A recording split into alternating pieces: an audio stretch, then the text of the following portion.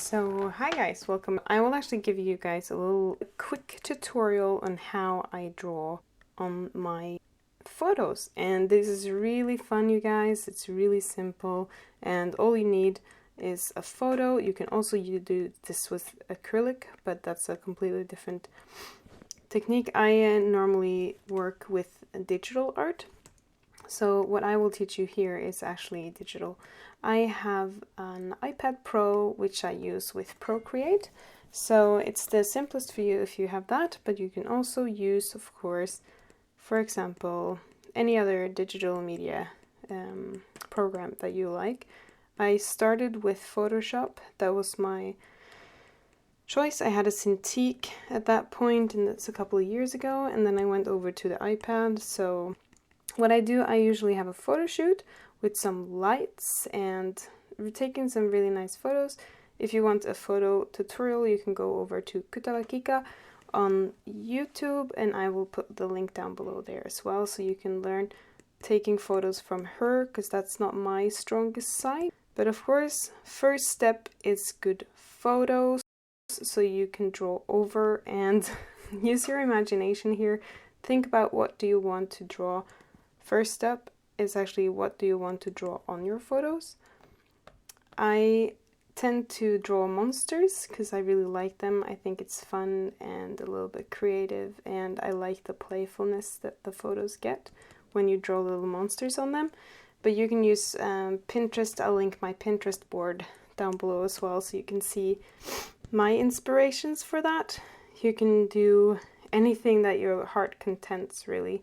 You can draw waterfalls or rainbows or anything that you like to have on your photo. So first off, sit down with a little sketchbook. Try to find out some ideas that you want to draw on your photos. And yeah. So first step, think about what you want to draw on your photos. When you got that, don't use too much time on that. Just write down like a little thought chart, we say in Norway, about what you want. I wanted to draw a lot of monsters and rainbows and something gay, because I normally do draw gay things, LGBT things in general. So that's always in the back of my mind. How can I incorporate that? Then I have a nice little photo shoot with the props that I want to have in the photo. So this, for example, that you see here in this video is a little monster in a teacup, and I love teacups. It's one of the main things that I always try to have in my photos as well, because I like that playful Alice in Wonderland kind of feel. So when you get the photo shoot done and you get the photos that you want to draw on, I have Lightroom to edit, but you can use any editing software that you want to use. You can edit the photos on your phone, it doesn't really matter. You can use them raw without editing as well. It's all due to your own style and what you like. Style is actually, I'll make another video about that, but style is just what you like. So what you like to see, that's your style. Really simple and really fun. So yeah, you've edited your photos now, and you can choose the ones that you really like. I know it's really hard, because sometimes you end up with about 50 photos that you like, or you just end up with one. That's okay too. You have your photos now, and you import them in the way that you like into your software. I usually just take a photo in daylight. Or no, you have a photo then. So you just import it into your program, and then you put your photo in and you put your layers over and you draw over it, so it kind of looks like it incorporates into your photo. The most important is that you, of course, have fun, as I always say, but try to make the characters or the monster look like it's part of the photo. That kind of makes it a little bit more magical. So me, for example, when I draw this little monster, I try to make it so it looks like it fits into the cup. You can also use light and shadow to make this effect. So when I draw in the teeth, for example, I try to make a shadow next to it. And even though you can definitely see that it's crayons, It's not real in the sense when you draw in the shadows, but it kind of makes this illusion anyway that it looks like it's part of the photo. So you have your layers on top. I usually actually use a lot of layers just to be sure that I got the original. If I'm happy with something, I'm sure that I won't ruin that layer, and then it's easy to go back again. When you got your layers and you start drawing your little monster,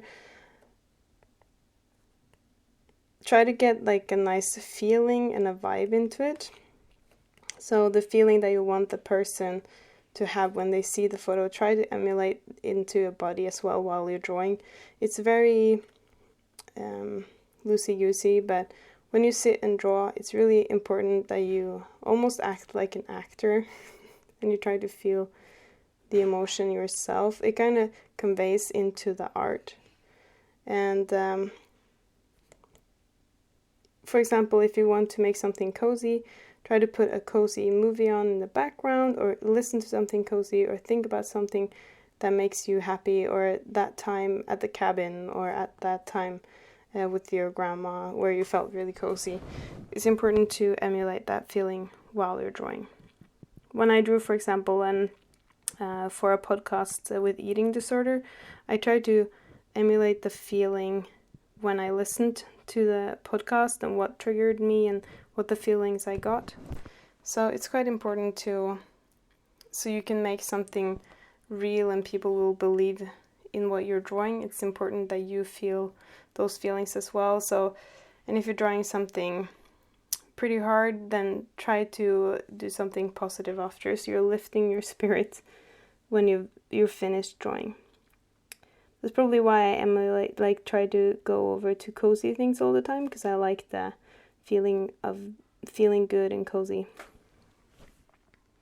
I've said cozy quite a lot of times now.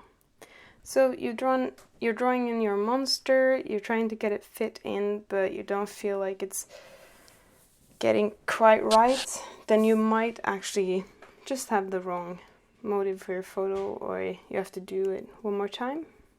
You have to delete a layer and start over again.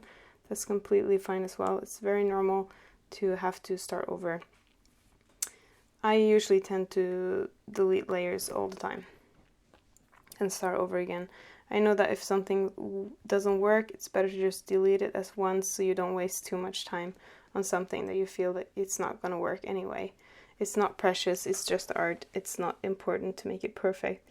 And the most important is practice and enjoying yourself while you're drawing it.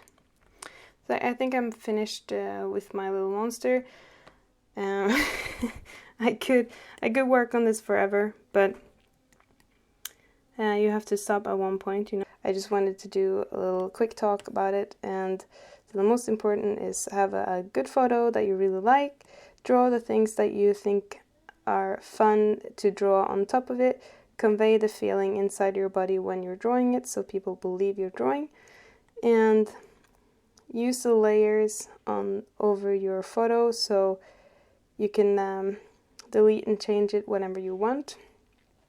And that's really it. It's really simple.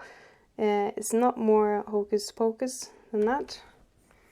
And just have fun, guys. So thank you for checking out this video. Please be sure to subscribe if you want to see more videos like this. I make more videos every Saturday that's more detailed than this. And head over to Patreon if you want to support my LGBT children's books and the making of the children's books. And follow me on Instagram if you want to see my daily comics and updates there. Alright guys, have a good day. Bye!